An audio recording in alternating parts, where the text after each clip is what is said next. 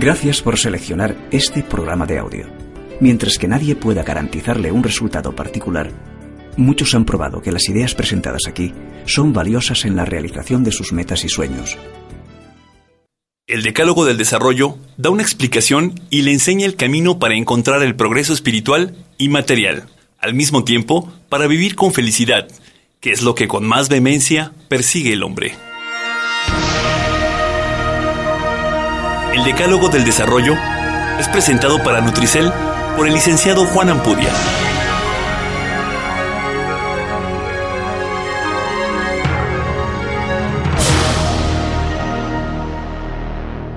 Hace algunos meses llegó a mis manos esta información escrita desde el Perú por su autor, Octavio Mávila Medina. Estas páginas tocaron mis más hondas fibras latinoamericanas y me llevaron una vez más a preguntarme la eterna duda sin respuesta. ¿Por qué en México, con tantos recursos naturales, no logramos superar el tercer mundo? ¿Por qué repetimos una y otra vez la misma historia y resultados en los sucesos económicos, deportivos y culturales? ¿Dónde está entonces la verdadera solución? Paradójicamente, la solución no se encuentra en el país ni en sus recursos naturales, mucho menos en nuestros políticos o en un equipo de fútbol. La solución se encuentra en usted y en mí. Esta cinta del Decálogo del Desarrollo es un esfuerzo por llevar persona a persona este mensaje de cambio y desarrollo para los empresarios Nutricel y México. Con el objetivo de darle un sentido más preciso a la situación de nuestro país, he modificado solamente los datos que se referían al Perú por datos nuestros actualizados. Creo que el resultado ha sido verdaderamente impactante.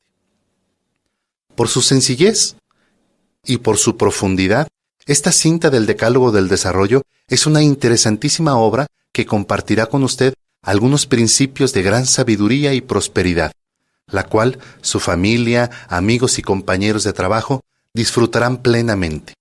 Estos principios le permitirán reflexionar sobre el gran papel que usted desempeña como jugador de este gran equipo que es México.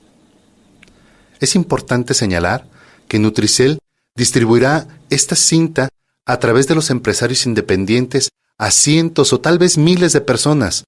Imagínese si poco a poco miles de mexicanos piensan como usted y deciden unirse a esta nueva mentalidad.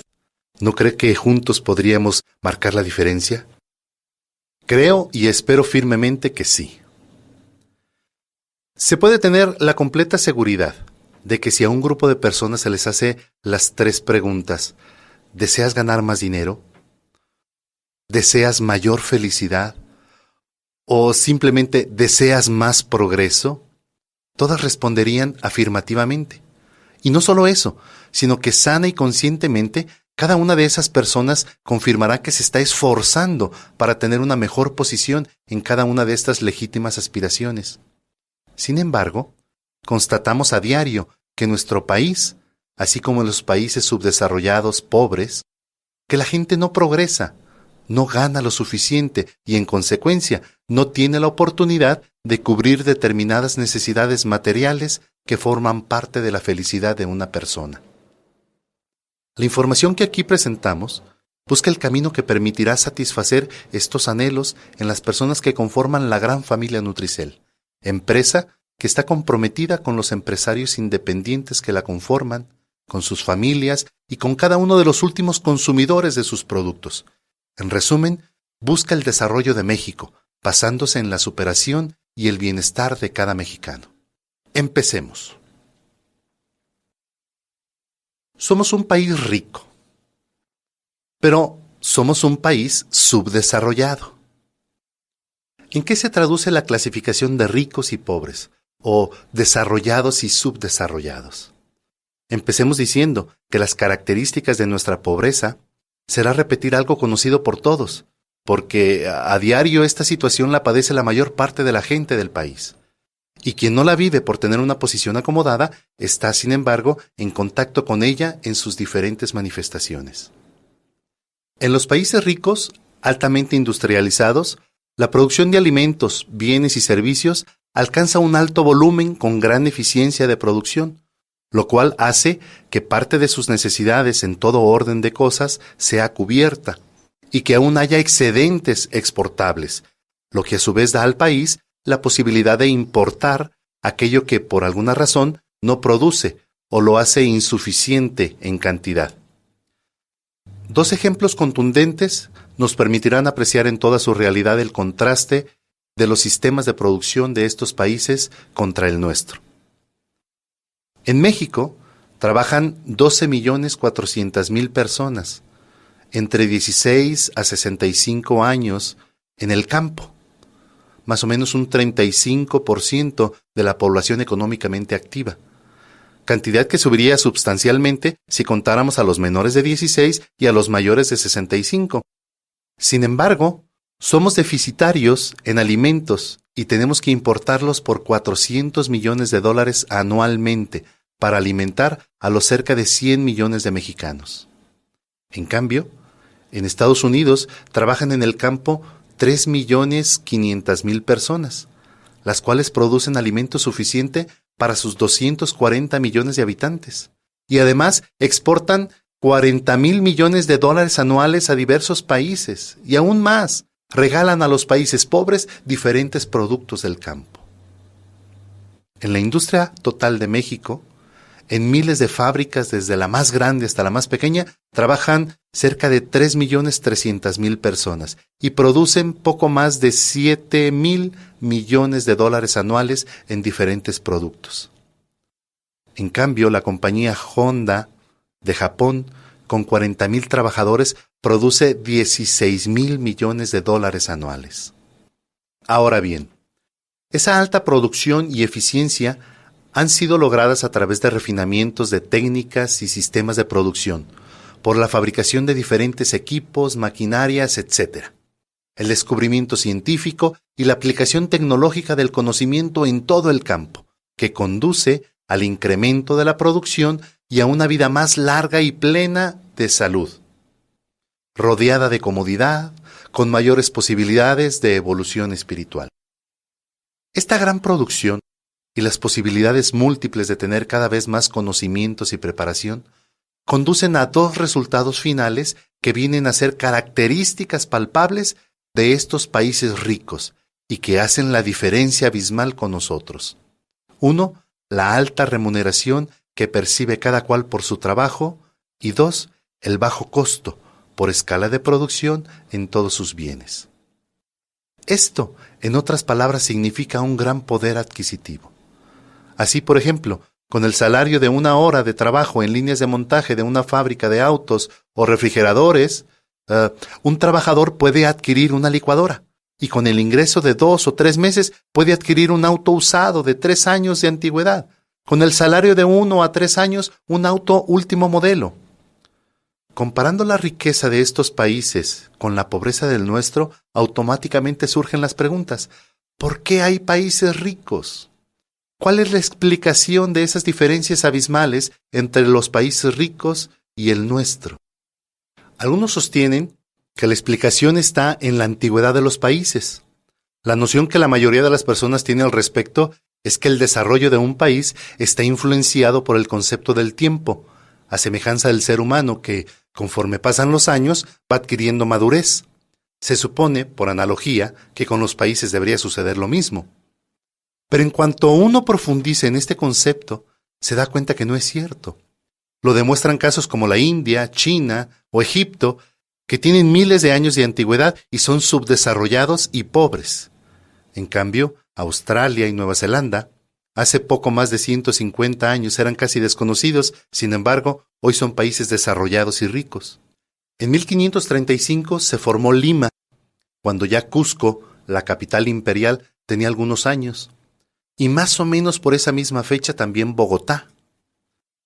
Asimismo, por la época, Hernán Cortés conquistó la Ciudad de México.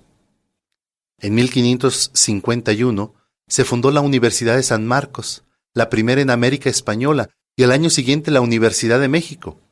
100 años después de la fundación de Lima, en 1635, el Imperio Español, desde México hasta Argentina, tenía en funcionamiento innumerables gobernaciones y virreinatos, y su población estaba conformada por europeos, españoles principalmente, mestizos e indígenas. Todo este sistema colonial enviaba innumerables riquezas a la madre patria, España. Mientras tanto, las tierras de lo que es actualmente Estados Unidos y Canadá estaban prácticamente despobladas. Vivían en ellas casi exclusivamente pieles rojas, en cantidad relativamente pequeña respecto del tamaño de estos territorios. Los españoles, por falta de fuerzas materiales, no habían avanzado gran cosa sobre estos territorios. El primer censo que registraba Estados Unidos en su formación, cuando apenas podían subsistir los primeros pobladores en Virginia y Boston, indicaban una población total de blancos de 4.600 personas, provenientes en su mayoría de parte de Inglaterra, cuando en la Nueva España la población lo superaba en más de 250 veces. ¿Cómo ha sido posible entonces, siendo prácticamente nada Estados Unidos en ese año junto al Imperio Español, que haya podido desarrollarse en tal forma que hoy en día es la primera potencia económica del mundo? El desarrollo de Canadá, a la fecha con 26 millones de habitantes, fue posterior al de Estados Unidos y sin embargo hoy, Canadá es uno de los 7 países más ricos del mundo. La antigüedad de los pueblos no explica la razón de su desarrollo. Otra forma de explicar la diferencia de países ricos y países pobres es que si bien en México, por ejemplo, tiene grandes riquezas minerales, madereras, marinas, etc., su mínima exportación por la geografía del país ha impedido su aprovechamiento en gran escala. En cambio, en los países ricos, estas riquezas han sido más accesibles y por lo tanto, mejor y más rápidamente su gente pudo utilizarlas. Nueva equivocación. Si tomamos como ejemplo Japón, vemos que su territorio es la 1/5 parte de México y el 80% del mismo es montañoso y por lo tanto inadecuado para la agricultura. Japón apenas posee minerales y no tiene petróleo. Prácticamente toda su producción, que lo ha convertido en segunda potencia económica mundial, se basa en la importación de recursos naturales de diversas partes del mundo. Japón es como una inmensa fábrica flotante, de la que salen miles de barcos a todo el mundo con los productos que en ésta se producen. Por ejemplo, Suiza, que no tiene una sola gota de océano, y sin embargo posee una de las flotas marítimas más grandes del mundo. En comparación, Argentina tiene tierras tan ricas que prácticamente se puede decir que la agricultura y la ganadería se desarrollan solas. Sin embargo, es un país subdesarrollado. Por consiguiente, esta segunda hipótesis tampoco es verdadera. Si no es la antigüedad, ni tampoco el territorio del país, ¿qué es lo que hace que unos sean ricos y otros pobres? No queda más que una tercera y aparentemente única explicación, ya derrotista de por sí. Los japoneses, los europeos y los norteamericanos son más inteligentes que la gente de los países pobres, entre ellos nosotros, y por eso han podido alcanzar su desarrollo actual. Eso tampoco es cierto. Lo prueban innumerables estudiantes de países pobres que ingresan a universidades de países ricos y destacan como alumnos de primera clase. Lo prueban la inmensa cantidad de profesionales que en busca de mejores condiciones económicas emigran de los países pobres hacia los países ricos y alcanzan posiciones de igual o más categoría que sus colegas de otros países. Lo prueban los visitantes de los países ricos a nuestro país, como es el caso de ejecutivos de mandos intermedios o altos empresarios, entre otros, con los cuales uno conversa y discute y llega uno a la conclusión de que no tienen ventaja en cuanto a inteligencia y cultura sobre nuestro mismo nivel. Pero sostengo la interrogación, ¿por qué ellos son desarrollados y ricos y nosotros somos subdesarrollados y pobres? Las impresiones generales que le quedan grabadas en la memoria a una persona de un país pobre, de México por ejemplo, que por primera vez llega a un país rico y desarrollado, nos va centrando en el meollo del asunto, acerca del origen de la riqueza y pobreza de los países. Este viajero, como es costumbre al regresar a nuestro país, reúne a sus familiares, a sus vecinos y amigos para contarles sus experiencias. El primer impacto que sufrió, les relata, fue al apreciar la tecnología de la cual solo conocía por periódicos, revistas y películas. Ahora estaba en contacto con ella y ésta se manifestaba en las autopistas repletas de automóviles modernos, las ciudades con inmensos rascacielos, en los sistemas de señalización funcionando perfectamente, en los trenes que se desplazan a más de 200 kilómetros por hora, pero su admiración llegó al límite de la estupefacción cuando tuvo la oportunidad de visitar una fábrica y ver cómo los robots mezclados con los hombres producían automóviles en un chorro continuo. En fin, vio con sus propios ojos todo lo que había leído y otras muchas cosas más.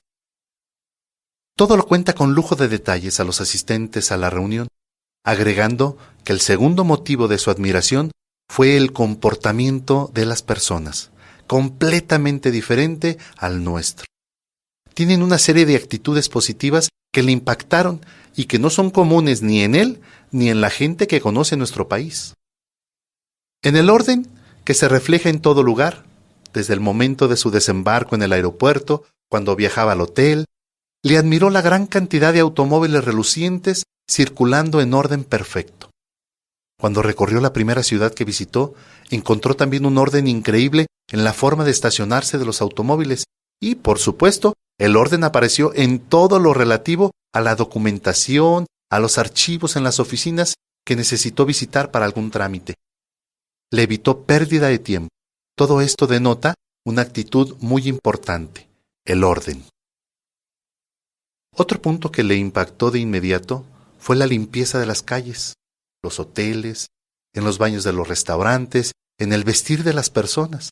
En los taxis, los ómnibus, los trenes, todo está reluciente y limpio. Sin duda, otra actitud resaltante de esa gente es la limpieza. En la primera excursión que hizo, combinando el uso del ferrocarril y el ómnibus, quedó sorprendido nuestro viajero de la exactitud matemática de los horarios de salida y de llegada. Y por supuesto, en los vuelos que hizo de una ciudad a otra, le admiró lo mismo. Todo comienza a la hora indicada, las citas se cumplen a la hora señalada, los espectáculos empiezan exactamente a la hora programada. Esta es una actitud de puntualidad matemática. No hay nada de puntualidad mexicana. Por otro lado, la responsabilidad de la gente en sus trabajos, en contraste de lo que él conoce en nuestro México. Le permitió ir comprendiendo la crónica que había leído del Japón en una oportunidad hace ya algunos años. La noticia informaba que en una selva de Malasia, unos ingenieros que trazaban un camino encontraron un grupo de soldados pertenecientes al ejército japonés de la Segunda Guerra Mundial, quienes habían recibido su encargo de sus superiores de cuidar determinadas posiciones en esa selva.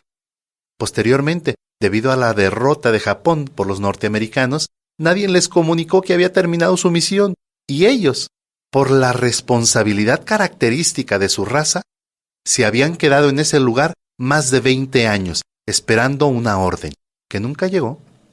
La responsabilidad es una de las actitudes más destacadas en la gente de los países desarrollados. Otra actitud sobresaliente es el deseo de superación que en estos países está presente en la mayoría de las personas, traduciéndose en que la mayoría está tratando siempre de aprender algo más, de perfeccionarse en su posición, de escalar altas posiciones en su organización. El panorama normal en los trenes, ómnibus y aviones es de gente leyendo libros y revistas, tratando de superarse en todos los sentidos. Los periódicos están inundados de avisos ofreciendo toda clase de cursos de superación personal y recursos para el trabajo, en el marco de una educación permanente. Sin duda, esta actitud de deseo de superación es notoria en esos países. Y acostumbrado nuestro viajero en nuestro país a los engaños y a los robos, no podía creer lo que vio cuando caminando por Tokio, a medianoche, encontró bicicletas y motocicletas dejadas sin ninguna seguridad, incluso algunas con paquetes. Según se informó después, no corría ningún peligro. Pero su asombro no tuvo límite cuando olvidó en un sillón del vestíbulo de su hotel en Osaka la cámara fotográfica. Cuando se dio cuenta del olvido, ya habían pasado algunas horas y sin ninguna esperanza se acercó a la administración del hotel para averiguar por ella. Pues ahí estaba. ¡Qué maravillosa actitud de honradez en estos pueblos! Refiriéndose a otro punto, nuestro viajero le comenta a sus invitados que siente una especial desesperación contra la falta de respeto al derecho de los demás, que normalmente le exhiben en todo grado en diferentes campos en nuestro país. En contraste, le impresionó de inmediato el respeto a las personas que llegan primero para comprar algo en un sitio congestionado o que ingresan a un espectáculo, ya que en estos casos, automáticamente y sin ningún vigilante, la gente se alinea por orden de llegada, respetando sin fallar el turno. Igualmente en las leyes, en los procedimientos policiales y judiciales, se respeta a fondo el derecho de cada quien. Esta es otra particularidad muy marcada en el actuar de la gente de estos países que se aprecia de inmediato cuando uno los visita, el respeto al derecho de los demás. En Alemania, nuestro viajero, saliendo de un club nocturno, conjuntamente con un acompañante del lugar, abordó un taxi a eso de la 1 de la madrugada.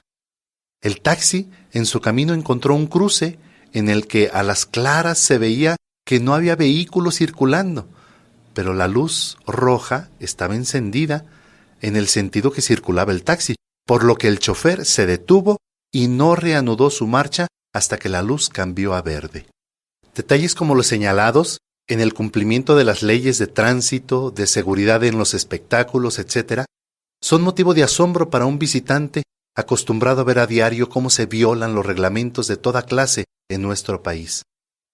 Y a través de las conversaciones con diferentes personas en varios de esos países, se pudo percatar el orgullo que siente la gente en el cumplimiento de las leyes. Por ejemplo, los pagos tributarios.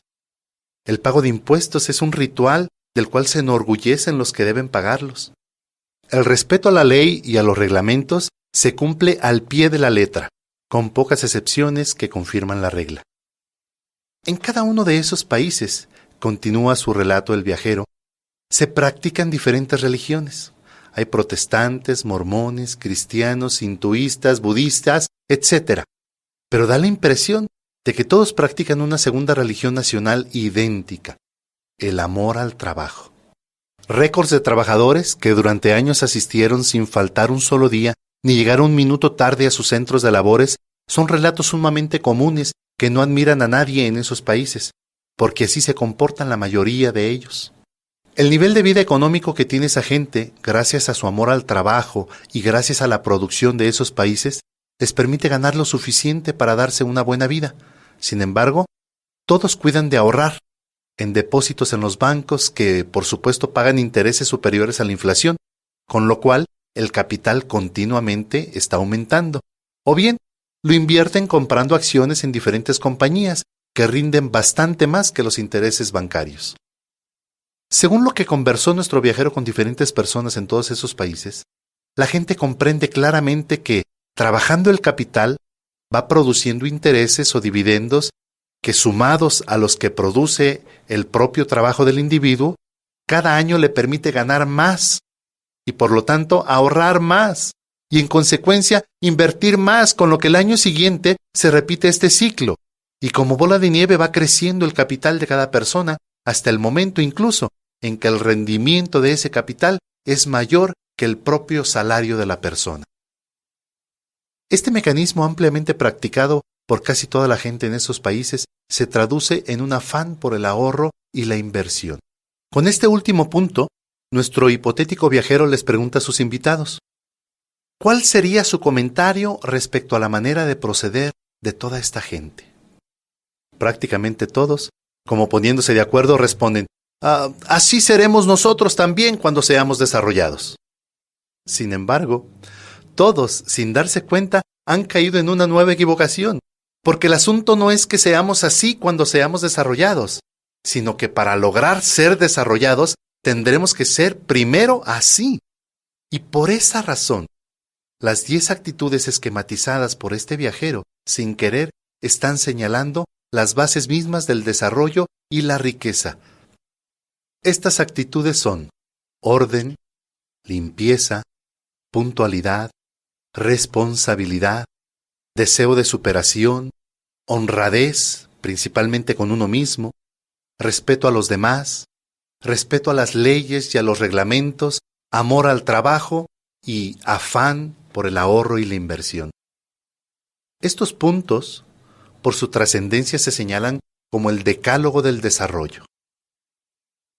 Es a tal punto básico este decálogo, para poder desarrollarse y obtener la riqueza, que incluso Si supiéramos que un mago con un poder infinito tocase con su varita mágica la Sierra Madre Occidental de México y en ella abundase oro, tocase los ríos de nuestras selvas y por ellos empezasen a correr petróleo, y tocase nuestros mares y se repletasen de peces, aún con toda esa riqueza, seguiríamos siendo subdesarrollados.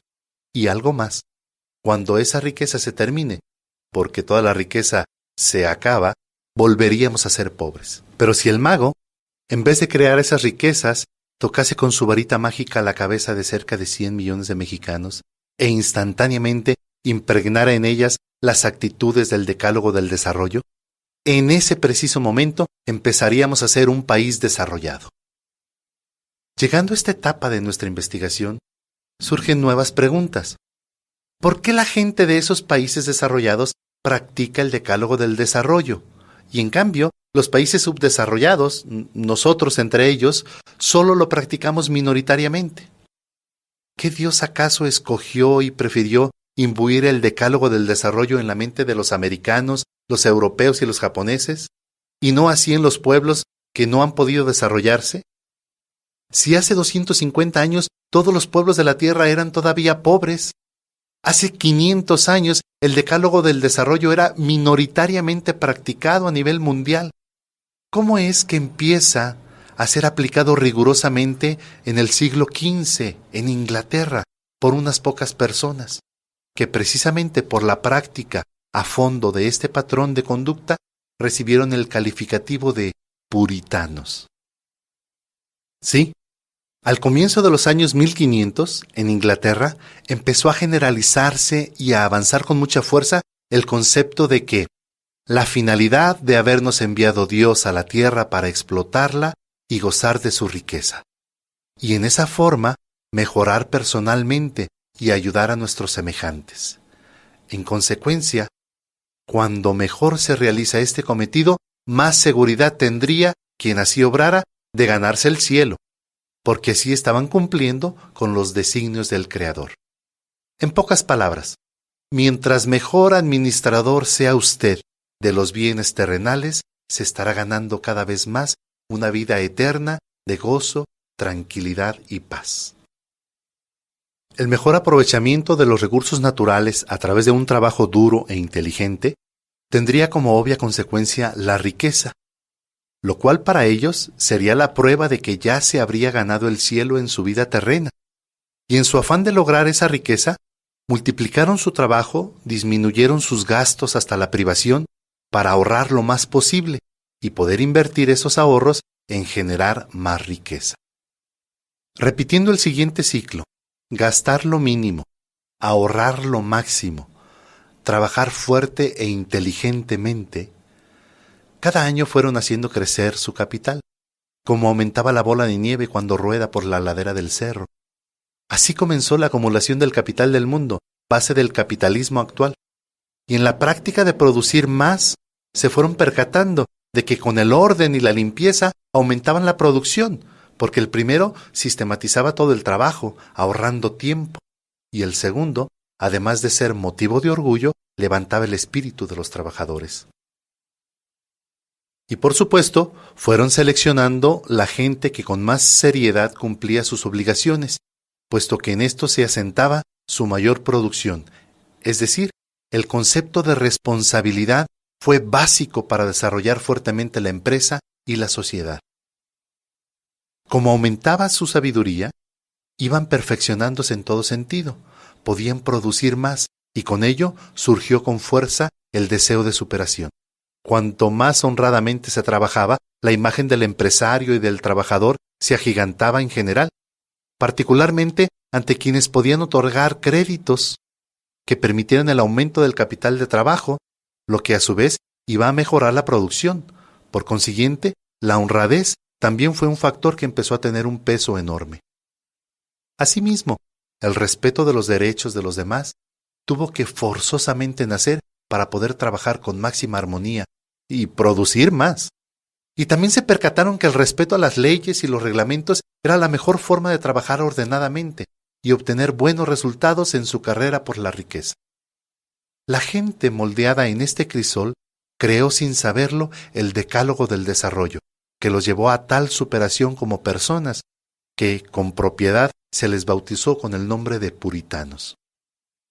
Estos puritanos, en efecto, fueron los que llevaron al territorio de lo que es hoy Estados Unidos a comienzos de 1600, y continuaron haciéndolo posteriormente en grandes cantidades. Gracias a su ética de comportamiento, basada en el Decálogo del Desarrollo, en 300 años lograron construir el país más poderoso de la tierra. En este frenesí por continuar la obra creadora de Dios mediante el trabajo, se dedicaron con ahínco a la producción de bienes y servicios. Por esos años, la necesidad de producir más era frenada por la falta de mayor fuerza de los animales, que eran la única fuente de energía en esos tiempos. En la búsqueda de alternativas de solución a este problema, se empeñaron en trabajar diferentes ingenieros e inventores, y como producto de este esfuerzo, aparece la máquina de vapor alrededor de 1750, que rápidamente empieza a sustituir de manera mucho más eficiente a los músculos del hombre y a la fuerza de los animales en la producción. Las máquinas de vapor comienzan a impulsar bombas de agua, molinos, telares, etc., comenzando así en Inglaterra la era de la industrialización en la humanidad, la revolución industrial, en base a lo cual este país pasó a ser la primera potencia mundial a comienzos del siglo XIX, desplazando de esta posición a la España colonial. Los demás países de Europa Occidental, percibiendo el notorio desarrollo que empezó a tener Inglaterra, comenzaron a difundir el mismo comportamiento personal base del éxito inglés. Así, la práctica del Decálogo del Desarrollo también encaminó a esos países hacia el desarrollo y la riqueza. Hasta el año 1500, Japón era desconocido por los europeos. El célebre viajero Marco Polo, habiendo vivido en China a finales del siglo XIII, relató las aventuras tenidas en ese país misterioso denominado Zipango, cuando le habían contado que tenía mujeres de cutis de nácar, grandes maravillas y formidables guerreros. Recién a mediados de los años 1500, Europa Central entra en contacto con el Japón. Los japoneses, por formación ancestral, poseían una serie de actitudes concordes con el Decálogo del Desarrollo, pero su efecto estuvo frenado continuamente por el militarismo, a lo que se vino a sumar la prohibición por las autoridades de toda comunicación y trato con los extranjeros. A pesar de todos estos hechos desfavorables, Japón, por el comportamiento de su gente, continuó progresando, aunque a un ritmo menor que Europa y Estados Unidos. En el siglo XX, se convierte en una potencia mundial, siempre con la pesada carga del militarismo, que lo empujaba al conflicto bélico de la Segunda Guerra Mundial, en la que al ser derrotado en 1945 y su territorio ocupado por los Estados Unidos, termina como potencia militar por mandato de su nueva Constitución en 1947.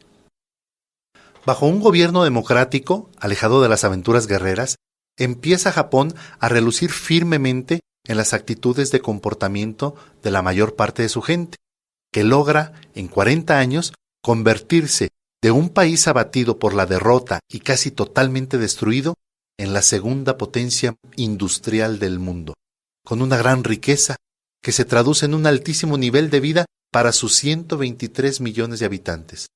Este es otro éxito del Decálogo del Desarrollo. Ahora, amigo, ya sabes por qué somos subdesarrollados en México. Ya sabes que todos los países del mundo eran pobres hace 250 años, tanto o más pobres que el México de ese entonces. Sabes también cómo se hizo la gente de Estados Unidos, Japón y Europa para emerger de la pobreza y convertirse en inmensamente rica, gracias a la aplicación del Decálogo del Desarrollo. Además sabes, y esto es lo más importante, cómo hacer para que nosotros también dejemos de ser pobres y subdesarrollados. Sabes que tienes que adecuar tu vida al Decálogo del Desarrollo. Sabes que cuando mejor te adecúes a él, más rápido evolucionarás, mejorando como persona en todo sentido. Sabes que mejorará tu economía. Sabes que ayudarás a surgir a tus socios y con ellos también surgirás tú. Sabes que mejorará tu familia y que tus hijos tendrán un porvenir de esperanza. Pues si ya sabes todo esto, practica desde hoy cada mandamiento del Decálogo del Desarrollo. Imponte tú mismo premios cuando obres de acuerdo a él y reflexiona la intención de superar errores cuando los cometas. Apuesta en tu casa, con tus familiares, con tus amigos, en tu equipo de trabajo o con tus compañeros, a ver quién los cumple mejor. Verás que en pocos meses ya empezarán a aparecer los resultados que transformarán tu vida, mejorándola en todo aspecto. Da una mirada a la gente que conoces. Evalúa el comportamiento del profesional de éxito, en general del hombre de éxito, y hallarás con toda seguridad que su conducta concuerda casi exactamente con las normas del Decálogo del Desarrollo. En cambio, el tipo mediocre mostrará con toda seguridad una discrepancia muy marcada con este decálogo. De manera tajante se puede afirmar que mientras por lo menos el 50% de la población de un país no practica el Decálogo del Desarrollo, no podrá salir del subdesarrollo y la pobreza, por más que los años pasen. Este 50% parece ser el mínimo que puede permitir que un país se incline hacia el rumbo correcto del desarrollo. Encuestas efectuadas en los países desarrollados nos permiten ver que en Japón más del 90% de su población la practica fielmente, y en orden descendente muy cerca siguen Alemania, Suiza, Suecia y algo más abajo los demás países. Las diferentes velocidades de crecimiento económico en estos países, la capacidad para dominar la inflación, los salarios en cada actividad, la exportación en relaciones con su población y los otros índices económicos coinciden casi exactamente con el porcentaje de su gente que practica plenamente el Decálogo del Desarrollo. En los países subdesarrollados, el porcentaje cae para situarse entre el 25 y el 1%. En México, se puede estimar en algo no mayor al 12%. No hay otro método o camino para salir del subdesarrollo y la pobreza que cambiar las actitudes mentales de cuando menos el 50% de los mexicanos. De no hacerlo, nuestro porvenir y el de nuestros hijos será dramáticamente desastroso. El escritor y sociólogo Carlos Fuentes, uno de los más destacados intelectuales hispanoamericanos, señala: existe para América Española una perspectiva muy grave. A medida que se agiganta el foso entre el desarrollo aritmético de nuestras sociedades, América Española se convierte en un mundo prescindible para el imperialismo. Tradicionalmente hemos sido explotados. Pronto ni esto seremos. No será necesario explotarnos, porque la tecnología habrá podido, y en gran medida lo puede ya, sustituir industrialmente nuestros ofrecimientos improductivos. ¿Seremos entonces un vasto continente de mendigos?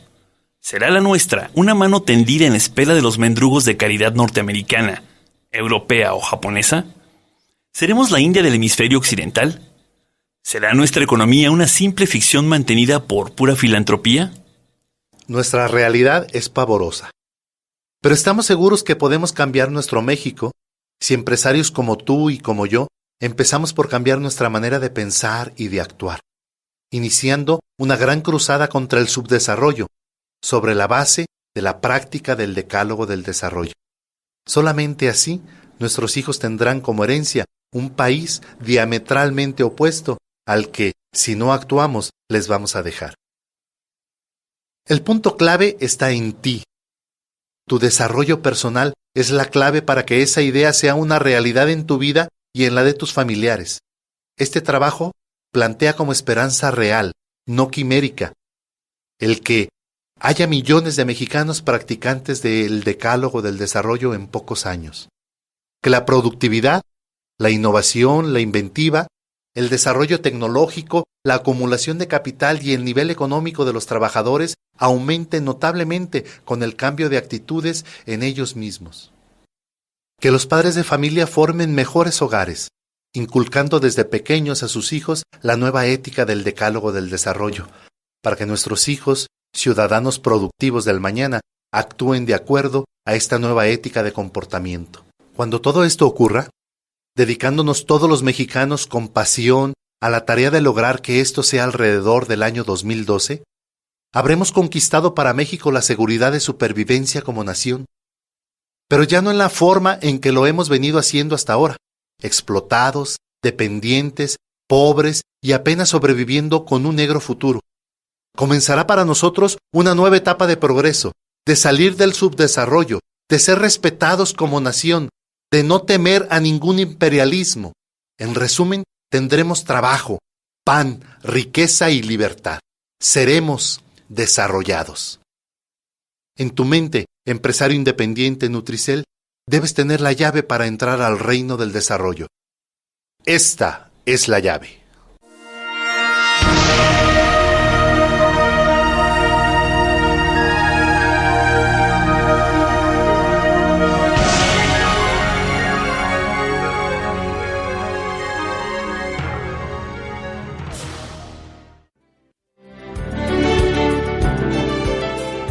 Gracias por seleccionar este programa de audio.